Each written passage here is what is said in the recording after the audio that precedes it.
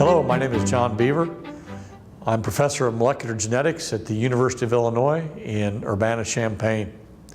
Today's title is Genetic Abnormalities, the tip of the iceberg in genomic selection. What we'll learn today is how to use genomic tools to identify specific mutations within the DNA that cause genetic abnormalities. We will try to relate this to the idea that specific mutations in the DNA molecule change the phenotype of an individual, the outward appearance of an individual. Using that information, we can then translate this to how changes in the DNA molecule affect other traits, traits like feed efficiency, growth performance, carcass merit, etc. The importance of this topic is that we need to focus a little bit on how these abnormalities might impact the cost of production as far as production loss. So anytime that we have an issue with a genetic abnormality, that represents a calf loss and therefore an economic loss to the producer. By understanding the molecular basis of these abnormalities, so by understanding how mutations cause the abnormal phenotype, we can implement molecular diagnostics or DNA-based diagnostics to select individuals with the appropriate genotype for our mating programs, thereby avoiding that potential loss.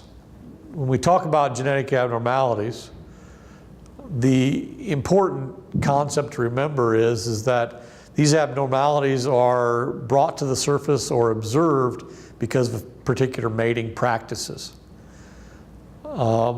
If I were to point out one thing that a producer could use to avoid complications with genetic abnormalities, the first thing would be one, crossbreeding.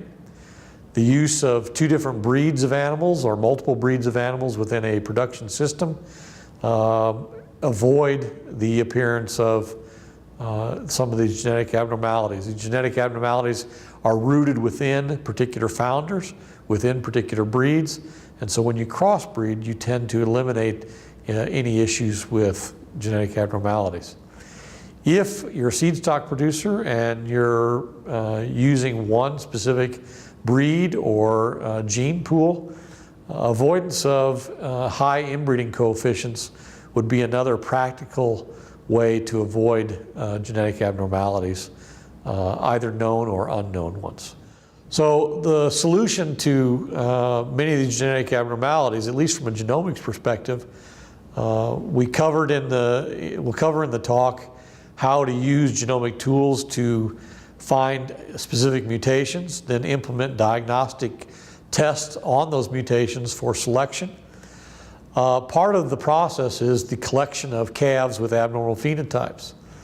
And so when you approach calving season and you begin to have calves hit the ground, and you wind up with a calf that may have a congenital abnormality, an abnormality born, that the calf is born with, I think the best practice is actually to document, get a professional involved, either a local veterinarian or a pathology laboratory at a local veterinary school, and do a little bit of due diligence in identifying what the reason for the abnormality. You may be able to point to a particular environmental effect of the abnormality, something that you can solve from management.